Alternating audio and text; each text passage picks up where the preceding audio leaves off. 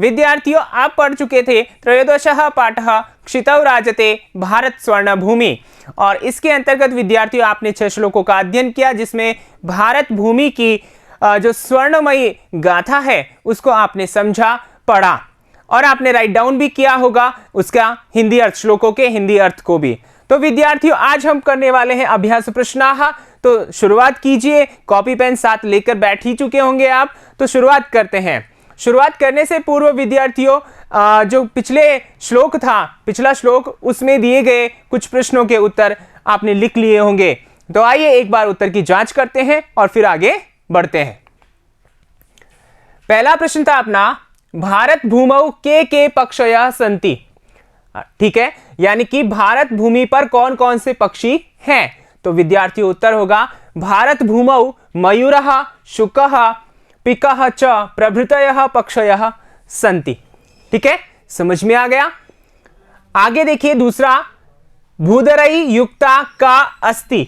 ठीक है, यानी कि भूधरों से युक्त कौन है। ठीक है, यानी कि पर्वतों से युक्त कौन है। तो भारत भूमि भूधरई युक्ता भारत भूमि अस्ति। ठीक है, तो यहां का ये जो पद है वो प्रश्नवाचक पद है, उसके स्थान में हमने लिखा भारत भूमि ही। और पिछले वाले प्रश्न में पक्षयः के यानी कौन कौन से, ठीक है ना, तो वहां पर हमने मयूरः शुकः पिकः प्रभृतय ये लिखा था। समझ में आ गया विद्यार्थियों। आइए अगला प्रश्न देखते हैं, तीसरा, नदी नाम इति पदस्य पर्याय पदम चित्वा लिखत। नदी नाम इस पद का पर्याय पद चुन करके इस श्लोक में से आपको लिखना था, और इस श्लोक में एक पद आया है तटी नाम। तो विद्यार्थियों यहाँ तटी नाम का जो है वो नदी नाम का पर्यायवाची है। ठीक है, समझ में आ गया। आइए आगे चलते हैं हम अभ्यास प्रश्नों की ओर, और अभ्यास प्रश्नों में देखिए सबसे पहले पहला प्रश्न, प्रश्नानाम उत्तराणि एक पदेन लिखता। प्रश्नों के उत्तर एक पद में लिखिए। पहला प्रश्न देखिए, इयं धरा कई स्वर्णवद भाति। ठीक है, तो यहां पर एक पद में आपसे पूछा है विद्यार्थियों, तो यह धरा किसके या किससे स्वर्णवद यानी सोने के समान भाति यानी सुशोभित होती है। तो यहां शस्यई। ठीक है, चूंकि यहां तृतीया का बहुवचन है तो उत्तर भी शस्यई बहुवचन में ही आएगा, तृतीया के बहुवचन में। ठीक है, फिर आगे देखिए, भारत स्वर्ण भूमि ही कुत्र राजते। भारत की जो स्वर्ण भूमि है वो कहां राजती है, कहां सुशोभित होती है, क्षितौ। तो यहां पर उत्तर हो गया क्षितौ। ठीक है, अगला देखिए, इयं केशाम महाशक्ति भी पूरिता। ठीक है, यह कैसे किनकी महाशक्तियों से पूरित है, परिपूरित है, पूर्ण है। तो अणुनाम। ठीक है, आगे अगला देखिए, घ इयं भूः कस्मिन् युतानाम अस्ति। ठीक है, यानी कि यह भूमि जो है किसके युतानाम यानी किस में लगी हुई है, किसके प्रबंधन में या किस में लगी हुई है। तो यहां प्रबंधे युतानाम अस्ति। ठीक है, समझ में आ गया। आगे देखिए अगला, अत्र किम सदैव सुपूर्णम अस्ति। यहां पर हमेशा क्या सुपूर्ण है यानी कि परिपूर्ण है। तो खाद्यान्न भांडम। समझ में आ गया। तो ये हमारा पहला प्रश्न था, आपने लिख लिया होगा। आइए आगे चलते हैं अगले प्रश्न की ओर। दूसरा है, समानार्थक पदानि पाठात् चित्वा लिखत। समानार्थक पद पाठ से चुनकर लिखने हैं। तो विद्यार्थियों यहां पर देखिए प्रश्न में कहा है कि पाठ से चुन करके लिखने हैं, और कोष्टक में आपको दे दिया है। तो कोष्टक में जो पाठ में आए हैं पद वही आपको यहां रिक्त स्थानों में लिखने हैं। तो बड़ा ही आसान है, ध्यान से देखिए और इन पदों को भी देखिए, इनके समान कौन से पद हो सकते हैं। तो सबसे पहले देखिए, पृथिव्याम। पृथिव्याम जो पद है विद्यार्थियों, यहां पर पर्यायवाची शब्द को ढूंढते हुए या विशेषण को ढूंढते हुए आपको ध्यान रखना है कि यहां विभक्ति कौन सी है, वचन कौन सा है।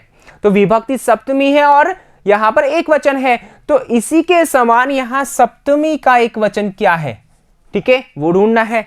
अब चूंकि यह सभी सप्तमी में है, ठीक है ना, और यहां अब इसका अर्थ क्या है, पृथ्वी पर। तो पृथ्वी पर यह अर्थ देने वाला पद कौन सा है, क्षितौ, पृथ्वी पर। पर्वतेषु, पर्वतों पर। तो यहां पर ध्यान रखना, पृथ्वी ये एक वचन है, ये बहुवचन है, जबकि ये एक वचन है। और त्रिलोक्याम, त्रिलोकी में, त्रिलोक में, ठीक है। तो यहां पर ये तो दोनों गलत हो गए अपने आप ही, क्योंकि ये बहुवचन है और ये त्रिलोक की बात कर रहा है, जबकि यहां पृथ्वी की बात हो रही है। तो यहां क्या आ जाएगा? क्षितौ। यह आपका उत्तर सही होगा। समझ में आ रहा है? अगला देखिए, सुशोभते। तो यहां सुशोभित होता है या होती है, ये दोनों अर्थ है। और यहां देखिए लिखते यानी लिखता है, भांति यानी सुशोभित होता है, पीबती यानी पीता है। तो क्या करेक्ट हो जाएगा अपने पास में? भांति। तो यहां क्या लिखेंगे आप? भांति। ठीक है। इसी प्रकार अगला देखिए, बुद्धिमताम यानी कि बुद्धिमान लोगों का या की, ठीक है ना। तो यहां पर्वनाम पर्व है, उत्सवानाम उत्सव है। ध्यान रखिएगा यहां षष्ठी बहुवचन है, यहां भी षष्ठी बहुवचन है, लेकिन दोनों नहीं होंगे क्योंकि एक में पर्व का और एक में उत्सव की बात की गई है, तो ये नहीं होंगे। तो विपश्चित जना नाम, ये हमारा उत्तर हो जाएगा। ठीक है ना। तो बुद्धिमताम विपश्चित जना नाम। ठीक है। आगे देखिए, मयूरा नाम। मयूर षष्ठी बहुवचन है, इसका पर्याय क्या हो सकता है? देखिए, शिखी नाम। जी हां ये है। तो शुका नाम है क्या? जी नहीं, ये तोतों के लिए आया है। और पिका नाम, ये नहीं। तो मयूरा नाम के लिए शिखी नाम, ये हमारा उत्तर हो जाएगा। ठीक है। आगे देखिए, अनेकेशाम। अब यहां पर देखिए, जना नाम, वैज्ञानिका नाम, बहु नाम। ठीक है। तो यहां पर जना नाम तो नहीं होगा क्योंकि व्यक्तियों का अर्थ नहीं दे रहा ये। अनेकेशाम यानी बहुत सौ का। और वैज्ञानिका नाम ये भी नहीं होगा। तो क्या होगा? बहु नाम। या म हलंत है, ध्यान रखिएगा। तो यहां बहु नाम क्या लिखने में आएगा? बहु नाम। ठीक है। तो ये आपका उत्तर हो जाएगा। समझ में आ गया ना। अब आगे देखिए, इनको आप किस प्रकार लिखेंगे? आप लिखेंगे पृथिव्याम क्षितौ, सुशोभते भाति, बुद्धिमताम विपश्चित जनानाम, मयूराणाम शिखीनाम, अनेकेशाम बहुनाम। ठीक है, समझ में आ गया। तो ये आपको ऐसे लिखना है। आइए आगे चलते हैं अगले प्रश्न की ओर। अगला प्रश्न देखिए, श्लोकांश मेलनम कृत्वा लिखत। श्लोक के अंशों को मिलाकर लिखना है। देखिए यहां पर एक चरण यहां पर दे रखा है, एक चरण यहां पर दे रखा है, लेकिन एक ही श्लोक के चरण सामने नहीं है, ऊपर नीचे है। तो इनको सामने लिखना है। ठीक है। तो यहां पर देखिए कैसे लिखेंगे। अब आपको, अगर आपने श्लोकों को अच्छे से याद किया है, अच्छे से समझा है, पढ़ा है, स्वर वाचन किया है, तो आप झट से इनका उत्तर लिख सकते हैं। तो आइए अभ्यास करते हैं, देखते हैं कि क्या है। त्रिशूलाग्नि। त्रिशूलाग्नि यहां पर देखिए ग आधा, यहां त्रिशूलाग्नि। ठीक है, त्रिशूलाग्नि। ठीक है, ठीक है ना। त्रिशूलाग्नि नागई इस प्रकार है। तो यहां पर देखिए, त्रिशूलाग्नि नागई पृथिव्यास्त्र घोरई, इसके आगे क्या आएगा? ठीक है, नदीनाम जलम यत्र पीयूष तुल्यम। जी नहीं, ये तो नहीं आएगा। तो ये फिर किसके साथ आएगा? वो यहां पर देखेंगे हम, जगद्वंदनीया च भूदेव गेया। क्या यह आएगा? ठीक है। क्या क्षितौ राजते भारत स्वर्ण भूमि, ये आएगा? या अणुना महाशक्ति भी पूरितेयम, ये आएगा? या तटीनामियम वर्तते भूधराणाम, ये आएगा? तो यहां पर देखिए, त्रिशूल, अग्नि और नाग, ये क्या है? पृथ्वी, ये अस्त्र है, मिसाइलें हैं। तो यहां पर अणुनाम महाशक्ति भी पूरितेयम, ये वाला आएगा। तो आप इसके सामने आप क्या लिख देंगे? क लिख देंगे, अर्थात ये इससे जुड़ने वाला है। समझ में आ गया ना। अब आगे देखिए, दूसरा ख, सदा पर्वणाम उत्सवानाम धरेयम। ठीक है ना। तो यहां पर ध्यान रखिएगा, पहचानने की दृष्टि बता रहा हूं। सदा पर्वणाम उत्सवानाम धरेयम। धरेयम तीसरे चरण में आया था, और सभी श्लोकों का जो चौथा चरण था वो था क्षितौ राजते भारत स्वर्ण भूमि। तो यहां सीधा ही ये हो जाएगा ख। समझ में आ रहा है ना विद्यार्थियों? ठीक है। फिर आगे देखिए, वने दिग्गजानाम तथा केसरीनाम। ठीक है, तटीनाम यम वर्तते भूधराणाम। ठीक है। तो यहां पर इसका जो है ये वाला हो जाएगा ग। ठीक है, समझ में आ रहा है। फिर आगे, सुपूर्णम सदैवास्ति खाद्यान्न भांडम, नदीनाम जलम यत्र पीयूष तुल्यम, यह आपका घ हो जाएगा। ठीक है, पहला जो श्लोक था उसी की लाइन है। फिर आगे है इयम वीर भोग्या तथा कर्म सेव्या जगत वंदनीया च भूदेव गेया, और ये पांचवा हो गया। ठीक है, समझ में आ रहा है? तो क्रॉसिंग नहीं करनी है आपको, यूं मिलाना नहीं है, और ये नंबर आपको लिख करके बता दिए हैं कि ये इसके सामने आने वाला है। तो अब आप कैसे उत्तर लिखेंगे जरा देखिए। त्रिशूलाग्नि नागहि पृथिव्यास्त्र घोरई अणुनाम महाशक्ति भी पूरी तेयम। ठीक है, सदा पर्वणाम उत्सवानाम धरियम क्षितौ राजते भारत स्वर्ण भूमि वने दिग्गजानाम तथा केसरीणाम तटीनाम इयं वर्तते भूधराणाम, और सुपूर्णम सदैवास्ति खाद्यान्न भाण्डम नदीनाम जलम यत्र पीयूष तुल्यम इयं वीर भोग्या तथा कर्म सेव्या जगत वंदनीया च भूदेव गेया।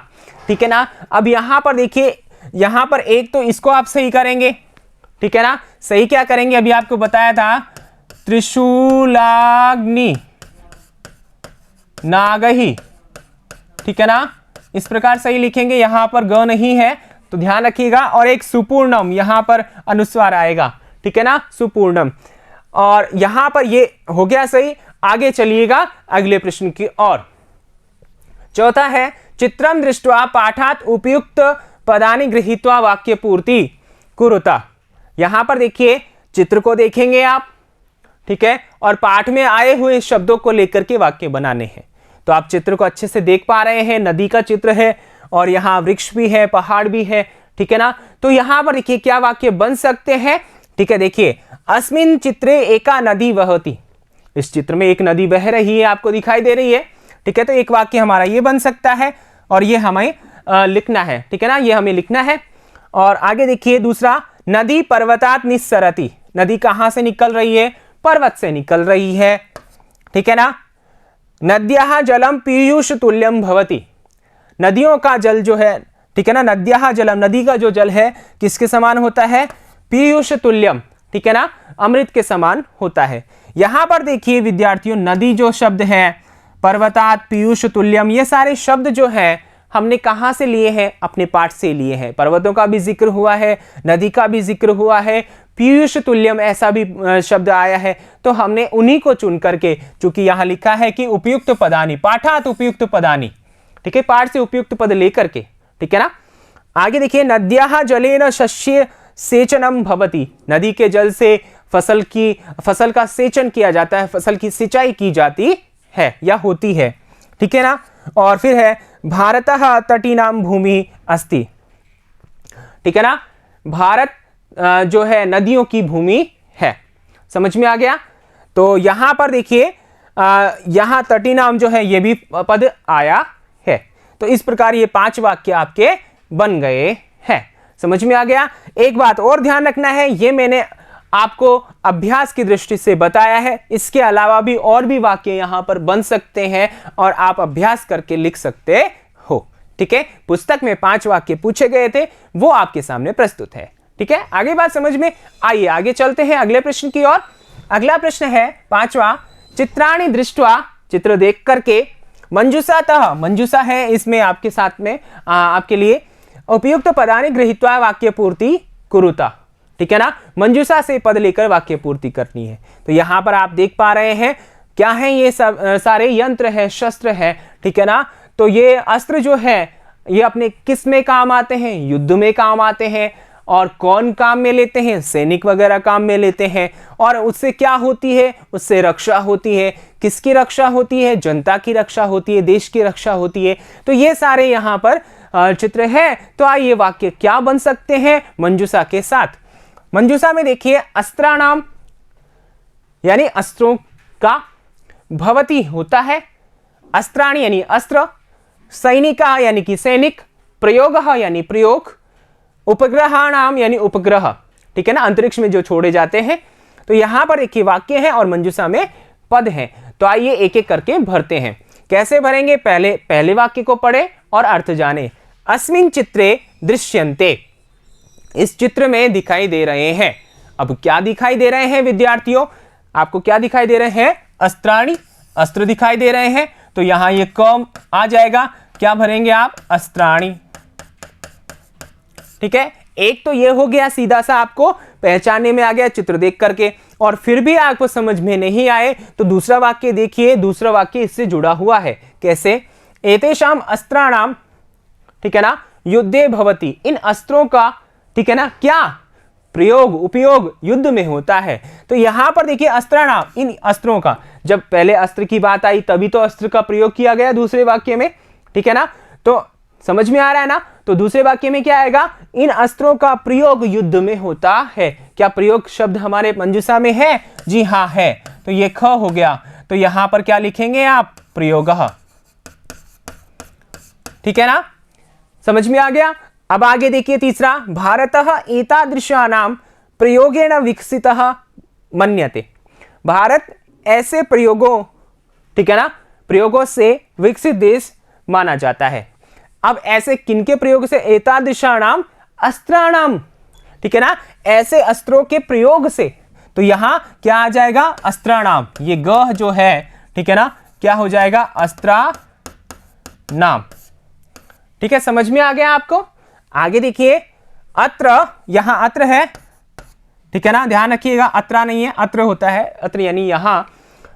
परमाणु शक्ति प्रयोग अपि, यहां पर परमाणु शक्ति का प्रयोग भी होता है, ठीक है। तो यहां भवती क्रिया आ जाएगी अपने पास में, तो भवती यहां लिखेंगे, ठीक है ना। अत्र का मतलब भारत देश में, यानी कि भारत देश में परमाणु शक्ति का प्रयोग भी होता है। आगे देखिए अगला, आधुनिकई अस्त्रई, आधुनिक अस्त्रों से अस्मान, हमको, हम सबको, शत्रुभ्य, शत्रुओं से, रक्षन्ति, रक्षा करते हैं। कौन रक्षा करते हैं विद्यार्थियों? तो आपको पता ही है, सैनिक। तो यहां सैनिक शब्द है अपने पास में, सैनिकाः, ठीक है ना, यानी बहुत सारे हैं, ठीक है ना, बहुत सारे हैं, तो यहां क्या आ जाएगा? सैनिकाः, ठीक है। और इसका अर्थ क्या हुआ? आधुनिकई, यानी आधुनिक अस्त्रों से सैनिक हम सभी की रक्षा करते हैं। किन से रक्षा करते हैं? शत्रुओं से हमारी रक्षा करते हैं। अब यहां पर देखिए लास्ट है, अब एक पद बच जाता है अपने पास, उपग्रहाणाम। तो ये अपने आप ही जो है कहां आ जाएगा? यहां आ जाएगा। उपग्रहों की सहायता से बहुनी कार्याणि भवन्ति, उपग्रहों की सहायता से बहुत सारे कार्य होते हैं। तो यहां क्या लिखेंगे? उपग्रहाणाम। समझ में आ गया? तो इसको किस प्रकार लिखेंगे आप देख लीजिए, इसको इस प्रकार आप अपनी उत्तर पुस्तिका में लिखने वाले हैं, ठीक है ना। समझ में आ गया? अस्मिन् चित्रे अस्त्राणि दृश्यन्ते, एतेषाम् अस्त्राणां प्रयोगः युद्धे भवति, भारत एतादृशानाम् अस्त्राणां प्रयोगेण विकसितः मन्यते, अत्र परमाणु शक्ति प्रयोगः अपि भवति, आधुनिकै अस्त्रैः सैनिकाः अस्मान् शत्रुभ्यः रक्षन्ति, उपग्रहाणां सहायतया बहुनि कार्याणि भवन्ति। ठीक है, समझ में आ गया? आइए आगे चलते हैं अगले प्रश्न की ओर। अगला प्रश्न है अपना छठा, इसका पहला है अ, चित्रम दृष्ट्वा संस्कृते पंचवाक्यानि लिखत। चित्र को देखिए और संस्कृत में 5 वाक्य लिखिए। चित्र आपको दिखाई दे रहा है, दीपावली उत्सव का चित्र है यहाँ पर, और दीपावली को क्या क्या करते हैं आप सभी जानते हैं, ठीक है ना। तो यहाँ पर देखिए मैंने 5 वाक्य लिखे हैं, और आप भी इनके अलावा और भी वाक्य इस चित्र को देख करके लिख सकते हैं, बना सकते हैं। तो वो 5 वाक्य क्या होते हैं यहाँ पर देखिए, एतत् चित्रम दीपोत्सवस्य अस्ति, यह जो चित्र है वो दीपोत्सव का है, ठीक है ना। जनाः दीपान प्रज्वाल्य प्रकाशयन्ति, लोग दीपक जलाकर प्रकाश करते हैं, ठीक है, समझ में आ गया। सर्वेषु गृहेषु दीपमालाः दृश्यन्ते, सभी के घरों में दीपमाला, दीपों की माला, ठीक है ना, दिखाई देती है। तो विद्यार्थी जब ये पर्व, जो ये उत्सव मनाया जाता है, ठीक है ना, तो वहां क्या होता है, बहुत सारे दिए जलाए जाते हैं, तो दियों की जो माला होती है वो अपन को दिखाई देने लगती है, ठीक है ना। तो ये वाक्य हो गया। फिर है लघवः बालः, जो छोटे छोटे बालक होते हैं वह मातृपितॄन् परिवारस्य वृद्धजनान् च प्रणमन्ति, जो छोटे छोटे बालक होते हैं वो माता पिता और परिवार के वृद्ध जनों को प्रणाम करते हैं। यहां पर पितृन जो है दीर्घ ऋकार आएगा यहाँ पर, ठीक है ना, पितृन इस प्रकार होगा। समझ में आ गया? आगे देखिए, अयम पर्व भारतीयानां महत्वपूर्णम पर्व वर्तते, यह जो पर्व है भारतीयों का महत्वपूर्ण पर्व है, समझ में आ गया? तो ये 5 वाक्य हैं। आप भी इसके अलावा चित्र को देख करके 5 वाक्य लिख सकते हैं और उदाहरण के रूप में आपके सामने 5 वाक्य है ही। ठीक है, आइए आगे चलते हैं। आगे देखिए छठे का दूसरा, चित्रम दृष्ट्वा संस्कृते पंचवाक्यानि लिखत। चित्र को देख करके संस्कृत में 5 वाक्य लिखने हैं। अब यहां पर देखिए पहले वाला चित्र दीपावली का था और यहां पर रक्षाबंधन से संबंधित चित्र है। देख पा रहे हैं एक बहिना भाई के क्या बांध रही है, राखी, रक्षा सूत्र बांध रही है। तो यहां वाक्य क्या हो सकता है, देखिए एतत् चित्रम रक्षाबंधनम इति पर्वणः वर्तते। यह चित्र रक्षाबंधन इस पर्व का है। अस्मिन् दिवसे भगिनी भ्रातु हस्ते रक्षा सूत्रम बध्नाति। ठीक है ना, इस दिन को बहन भाई के हाथ पर क्या करती है, रक्षा सूत्र बांधती है। अयम पर्व श्रावण मासस्य पूर्णिमायाम आगच्छति। यह पर्व श्रावण मास की पूर्णिमा को आता है। ठीक है ना, ये सब आपको पता है विद्यार्थियों। ठीक है ना, तो यहां पर यही वाक्य हमने बनाए हैं। अगला देखिए, अयम दिवस शिक्षारंभस्य दिवस मन्यते। यह जो दिवस है शिक्षा आरंभ का दिन माना जाता है। चूंकि यहां यूं कहा जाता है कि रक्षा सूत्र जो है, ठीक है ना, जब भी कक्षा प्रारंभ होती थी प्राचीन आश्रमों में, तो उस समय गुरु जो है, ठीक है ना, शिष्यों को सूत्र बांधा करते थे, रक्षा सूत्र जिसे कहते हैं। ठीक है ना, तो वो बांध करके विद्या का आरंभ किया जाता था, ऐसा कहते हैं कि वंदितियां हैं। तो यहां पर यह वाक्य भी बन सकता है। फिर आगे है, अयम पर्व भ्रातुः भगिन्यः प्रेम्णः पर्व वर्तते। यह जो पर्व है भाई और बहन के प्रेम का पर्व है। समझ में आ गया ना विद्यार्थियों? तो यहां पर ये 5 वाक्य बन गए हैं और आप इसके अलावा भी यहां पर इससे संबंधित, इस त्योहार से संबंधित आप अन्य वाक्य बना सकते हैं। ठीक है ना, अपने शिक्षक की सहायता से। आइए आगे चलते हैं। अगला प्रश्न है 7वां, अत्र चित्रम दृष्ट्वा संस्कृत भाषाया पंचवाक्येषु। यहां पर देखिए पंचवाक्येषु पृच्छते वर्णनम कुरुता। पृच्छते नहीं है, यहां पर ये प्रकृते है। यहां पर ध्यान रखना, प्रकृते है। ठीक है ना, प्रकृति का वर्णन करना है, यानी कि इस चित्र को देख करके प्रकृति का वर्णन करना है। ठीक है ना, तो यहां पर कैसा है देखिए चित्र, देखिए आप चित्र को अच्छे से समझ लीजिए। पहले हरे भरे वृक्ष है, हरिण है, यहां पर मयूर है, सिंह है और कोयल है, तोते हैं इत्यादि हैं, और वृक्ष आपको हरे भरे नजर आ रहे हैं। ठीक है ना, बहुत ही सुंदर जो है प्रकृति का चित्रण यहां पर है। तो वाक्य क्या बन सकते हैं, देखिए एतत् चित्रम वनस्य वर्तते। यह चित्र वन का है, बिल्कुल सही है। अत्र एकः सिंहः अस्ति। यहां पर एक सिंह है, आपको दिखाई दे रहा है यहां पर। ठीक है ना, और फिर आगे देखिए, अत्र एकः हरिणः विश्रामम करोति। एक यहां हरिण जो है, ठीक है ना, विश्राम कर रही है। ठीक है ना, क्या कर रही है, विश्राम कर रही है। एकः मयूरः नृत्यम करोति। एक मोर जो है वो क्या कर रहा है, नृत्य कर रहा है या करता है। वृक्षेषु पक्षिणः कूजन्ति।